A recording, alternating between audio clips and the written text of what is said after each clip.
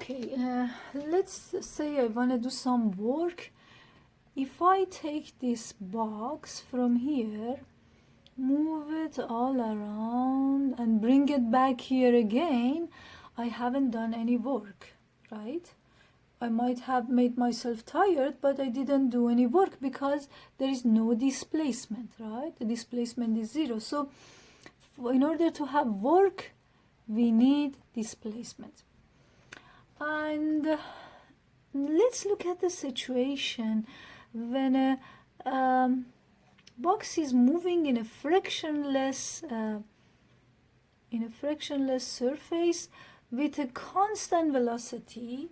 When there is no force applied to it, when it's constant velocity, it means acceleration is zero. So there is no force, right? Remember, F equals ma. When a is zero, F is zero. So when there is no force, can anyone claim that work has been done here? No, this is just sliding on its own, and there is no force, so no work here.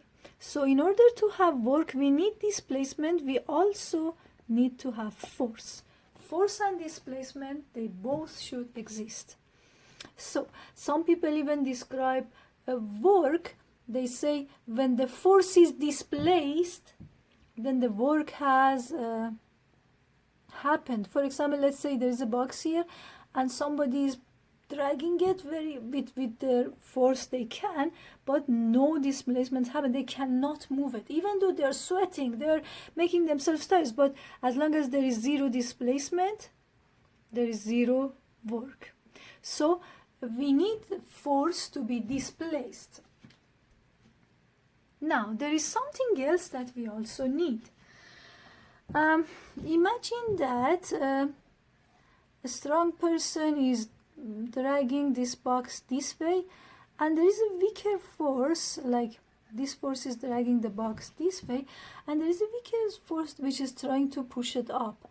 But this weaker force, F prime, is not really doing any, causing any displacement. The displacement actually happens in this direction, only horizontal to the surface. So this would be my displacement. So the box ends up coming here. So only this F is doing the work for us. This F is not doing any work for me because this F is not causing any displacement.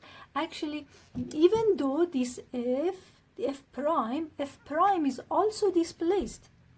Even though F prime is also displaced as F is displaced, but F prime is not doing any work. Work of F prime is zero.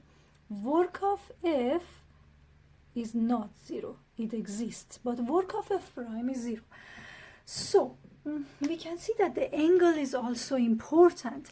So the force that is doing work for us, whether should be in the same dimension as the displacement, or it should have a component in the dimension of the displacement. So the component of force, maybe we want to call it Fx, which is in the same dimension of displacement, is actually doing work for us. We can write it like this. The component, maybe call this Ft actually. The component of the force on the displacement dimension times d is actually equal to work. So how can we find that? We know this is the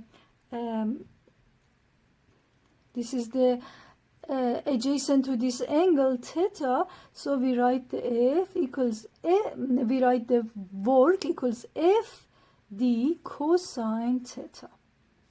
This makes sense, right? Now one last thing I want to tell you is a situation if your theta is bigger than 90, which makes sense, right? It can be bigger than 90. This could be your displacement, and this could be your F, which in this case, the cosine of an angle bigger than, if you remember your unit circle, the cosine of an angle bigger than 90 this is cosine, right? So this would be negative. So if a force is applied this way, so is resisting the displacement, in that case the work of that force would be negative. For example, look at here. If something is moving this way, if this is the displacement, and consider the force of friction, F of friction, the work of F of friction would be a negative, Again, we can again remember why should this F prime would be 0, because if we know cosine of 90 is 0, right?